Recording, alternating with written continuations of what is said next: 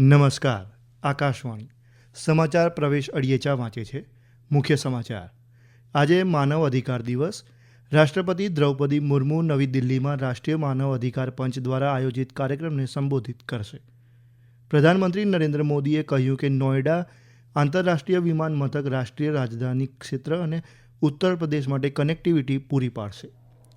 નાણામંત્રી નિર્મલા સીતારમણે કહ્યું કે સરકાર આગામી 3 વર્ષમાં 2 લાખ વીમા સખીઓ અથવા વીમા એજન્ટોની નિમણૂક કરવાની યોજના ધરાવે છે. હવામાન વિભાગની પંજાબ, હરિયાણા, પૂર્વ ઉત્તર પ્રદેશના કેટલાક વિસ્તારોમાં ગાઢ ધુમ્મસની આગાહી. ઓમાનના મસ્કત ખાતે રમાયેલી મહિલા જુનિયર એશિયા કપ હોકીની મેચમાં ભારતે મલેશિયાને 5-0થી હરાવ્યું. સમાચાર વિગતવાર.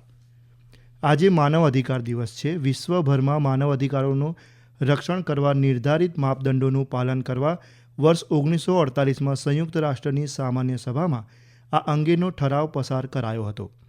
આ વર્ષનો વિષય છે આપણા અધિકારો, આપણું ભવિષ્ય. વર્તમાનમાં છે વર્ગખંડથી કાર્યસ્થળ સુધીના તણાવને નિયંત્રિત કરો.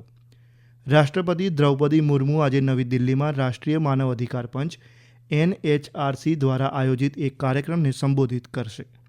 એક નિવેદનમાં NHRCએ જણાવ્યું કે રાષ્ટ્રપતિના સંબોધન બાદ માનસિક સુખાકારી પર રાષ્ટ્રીય પરિષદ યોજાશે.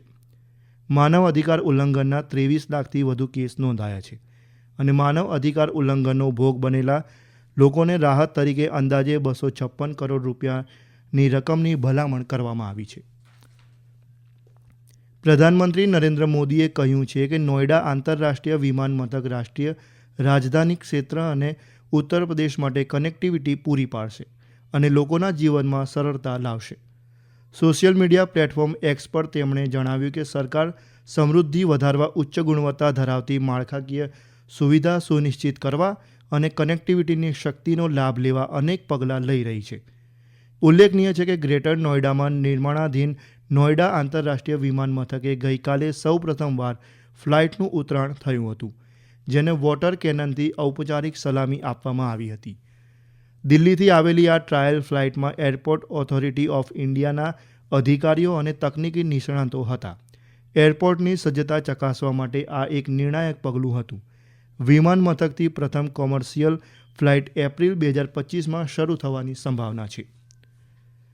પ્રધાનમંત્રી નરેન્દ્ર મોદીએ કહ્યું કે દેશ આત્મનિર્ભર બનવાના માર્ગ પર આગળ વધી રહ્યો છે. આત્મનિર્ભર ભારત અભિયાન વૈશ્વિક છે અને તેની અસર પણ વૈશ્વિક છે.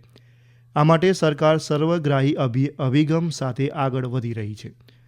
શ્રી મોદીએ ગઈકાલે જયપુરમાં રાઇઝિંગ રાજસ્થાન વૈશ્વિક રોકાણકાર પરિષદનું ઉદ્ઘાટન કર્યા બાદ કહ્યું કે વિશ્વના રોકાણકારો અને નિષ્ણાતો ભારતને લઈને ખૂબ જ ઉત્સુક છે. પ્રધાનમંત્રી નરેન્દ્ર મોદી આવતીકાલે વિડીયો કોન્ફરન્સિંગ દ્વારા સ્માર્ટ ઇન્ડિયા હેકાથોન 2024ના ગ્રાન્ડ ફિનાલેમાં યુવા સંશોધકો સાથે વાર્તાલાપ કરશે. ગ્રાન્ડ ફિનાલેમાં વિદ્યાર્થીઓની 1300થી વધુ ટુકડીઓ ભાગ લેશે. આ પ્રસંગે પ્રધાનમંત્રી ઉપસ્થિતોને સંબોધિત પણ કરશે. સ્માર્ટ ઇન્ડિયા હેકાથોનની 7મી આવૃત્તિ આવતીકાલે દેશભરમાં 51 નોડલ કેન્દ્રો પર એકસાથે શરૂ થશે. સોફ્ટવેર એડિશન 36 કલાક માટે નોનસ્ટોપ ચાલશે, જ્યારે હાર્ડવેર એડિશન 15મી ડિસેમ્બર સુધી ચાલુ રહેશે.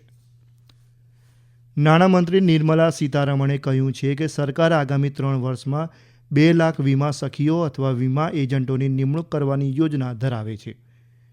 ગઈકાલે હરિયાણાના પાણીપતમાં બીમા સખી યોજના શરૂ કરવા માટેના એક સમારોહને સંબોધતા શ્રીમતી સીતારમણે કહ્યું કે આ વર્ષે 25,000 વીમા સખીઓની નિમણૂક કરાશે. इन 3 सालों में 2 लाख बीमा सखी का नियुक्त करने के लिए हम कोशिश करेंगे. 2 लाख पूरे देश भर में से महिला ही नियुक्त होंगे. उम्र इसमें कोई हमें रोक नहीं सकते हैं. 18 साल उम्र से 70 साल तक की महिला इसमें भर्ती हो सकते हैं. स्टाइपेंड मिलेगा, कमीशन भी मिलेगा. अब बीमा सखी भी होंगे, मगर उसके बाद अगर आप एक छोटा सा परीक्षा लिखकर उसमें पास हो जाते हैं, कुछ नंबर अच्छा मिलता है, आप आगे जाकर के डेवलपमेंट एजेंट भी बना भी सकते हैं परमानेंटली LIC में. પ્રધાનમંત્રી નરેન્દ્ર મોદીએ મહિલાઓમાં નાણાકીય સાક્ષરતા અને વીમા જાગૃતિને પ્રોત્સાહન આપવા માટે ગઈકાલે પાણીપતમાં બીમા સખી યોજના શરૂ કરી. ભારતીય જીવન વીમા નિગમની આ પહેલ 18થી 70 વર્ષની વય જૂથની મહિલાઓને સશક્ત બનાવશે. આ સમાચાર આપ આકાશવાણી પરથી સાંભળી રહ્યા છો. આ રાષ્ટ્રીય સમાચાર આપ અમારી YouTube channel AIR news Gujarat પર પણ સાંભળી શકો છો. વધુ સમાચાર માટે આપ અમારા એક્સ હેન્ડલ AIR_news_ABAD ને ફોલો કરી શકો છો.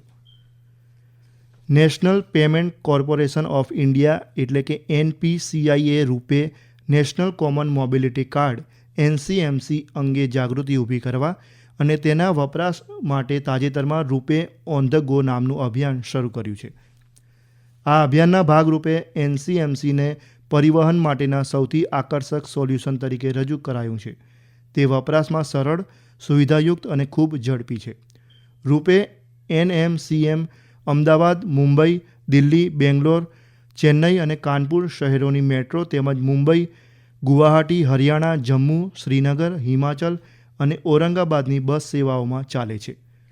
રૂપે કાર્ડ મારફતે મેટ્રો, બસ, ટોલ, પાર્કિંગ અને રિટેલમાં નાણાંની ચૂકવણી એકીકૃત રીતે થઈ શકે છે. મુસાફરો ઝડપી અને અવરોધ રહિત મુસાફરી માટે ઇન્ટરનેટ વગર ઓફલાઈન ચૂકવણી કરી શકે છે. ભારતીય હવામાન વિભાગે વહેલી સવારે અને રાત્રિના સમયે પંજાબ, હરિયાણા, ચંદીગઢ, પૂર્વ ઉત્તર પ્રદેશ, બિહાર અને પશ્ચિમ બંગાળના કેટલાક વિસ્તારોમાં ગાઢ ધુમ્મસની સ્થિતિની આગાહી કરી છે. આવી જ સ્થિતિ હિમાચલ પ્રદેશ, ઝારખંડ, આસામ, મેઘાલય, નાગાલેન્ડ, મણિપુર, મિઝોરમ અને ત્રિપુરામાં જોવા મળશે. હવામાન વિભાગે આગામી 2 થી 3 દિવસ દરમિયાન જમ્મુ કાશ્મીર, લદ્દાખ, ગિલગિટ, બાલ્ટિસ્તાન, મુઝફ્ફરાબાદ, હિમાચલ પ્રદેશ, ઉત્તરાખંડ, પંજાબ, હરિયાણા, ચંદીગઢ, દિલ્હી, રાજસ્થાન, પશ્ચિમ ઉત્તર પ્રદેશ, સૌરાષ્ટ્ર અને કચ્છમાં ઠંડીનું મોજું પ્રવર્તવાની આગાહી પણ કરી છે. ઓમાનના મસ્કત ખાતે રમાયેલી મહિલા જુનિયર એશિયા કપ હોકીમાં ભારતે ટુર્નામેન્ટમાં શ્રેષ્ઠ દેખાવ જારી રાખતા મલેશિયાને 5-0થી હરાવ્યું હતું. આ સ્પર્ધાના ઇતિહાસમાં મલેશિયા સામે ભારતની સતત ત્રીજી જીત છે. ધીમી શરૂઆત અને મલેશિયાના મજબૂત બચાવ બાદ ભારતે ત્રીજા ક્વાર્ટરમાં સફળતા મેળવી હતી. વૈષ્ણવી ફાળકે 32મી મિનિટે પહેલો ગોલ કર્યો હતો. ત્યારબાદ દીપિકાએ સતત 3 અને કનિકા સિવાચે 5મો ગોલ કર્યો હતો. બાંગ્લાદેશ સામેની તેમની અગાઉની 13-1થી જીત બાદ સેકન્ડ હાફમાં પ્રભુત્વ જમાવ્યું હતું. ભારત આવતીકાલે ચીન સામે ટકરાશે. આ મેચ ભારતીય સમય પ્રમાણે રાત્રે 8:30 વાગે શરૂ થશે. અને હવે આજના અખબારોના મુખ્ય સમાચારો રજૂ કરે છે નિકિતા શાહ.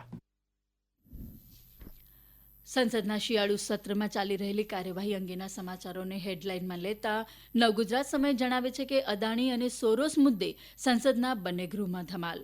ગુજરાત સમાચાર લખે છે, ભાજપે સોરોસ અને કોંગ્રેસે અદાણી મુદ્દે સંસદ ખોરવી. સંદેશ લખે છે, સોરોસ મુદ્દે સોનિયાને ઘેરવાનો ભાજપનો વ્યૂહ. ખ્યાતિ હોસ્પિટલમાં ગેરરીતિ બાદ રાજ્ય સરકાર દ્વારા લેવાઈ રહેલા પગલાં અંગેના સમાચારોને સ્થાન આપતા દિવ્ય ભાસ્કરની હેડલાઇન છે, ખ્યાતિકાંડની અસર, રાજ્યભરમાં વધુ 5 હોસ્પિટલ PMJAY યોજનામાંથી સસ્પેન્ડ. ગુજરાત સમાચાર લખે છે, PMJAY હોસ્પિટલોને સસ્પેન્ડ કરી દંડ ફટકારાયો. અન્ય હેડલાઇનમાં નવગુજરાત સમય લખે છે, one nation one election bill સંસદના વર્તમાન સત્રમાં લાવવાની કેન્દ્રની તૈયારી, સર્વસંમતિના પ્રયાસ. દિવ્ય ભાસ્કરની અન્ય હેડલાઇન છે, સ્માર્ટ વીજ મીટર અંગે સરકારે નિયમો બદલ્યા, સ્માર્ટ મીટર લગાવી વીજ બિલમાં 2% છૂટ મેળવો, એડવાન્સ નહીં 10 દિવસમાં બિલ ચૂકવી શકાશે. નવગુજરાત સમયની એક હેડલાઇન છે, બાંગ્લાદેશમાં હિન્દુઓ પર થતા હુમલાઓ સાંખી લેવાશે નહીં, વિદેશ સચિવ મિશ્રી. અને સંદેશ લખે છે, ભારતની બાંગ્લાદેશને સાફ વાત, હિન્દુઓની રક્ષા કરો.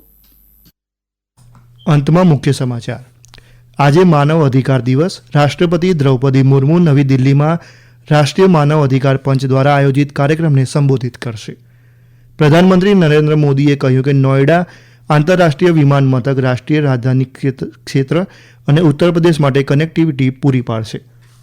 નાણામંત્રી નિર્મલા સીતારમણે કહ્યું કે સરકાર આગામી 3 વર્ષમાં 2 લાખ વીમા સખીઓ અથવા વીમા એજન્ટોની નિમણૂક કરવાની યોજના ધરાવે છે. હવામાન વિભાગની પંજાબ, હરિયાણા, પૂર્વ ઉત્તર પ્રદેશના કેટલાક વિસ્તારોમાં ગાઢ ધુમ્મસની આગાહી. ઓમાનના મસ્કત ખાતે રમાયેલી મહિલા જુનિયર એશિયા કપ હોકીની મેચમાં ભારતે મલેશિયાને 5-0થી હરાવ્યું. આકાશવાણી પરથી સમાચાર પૂરા થયા.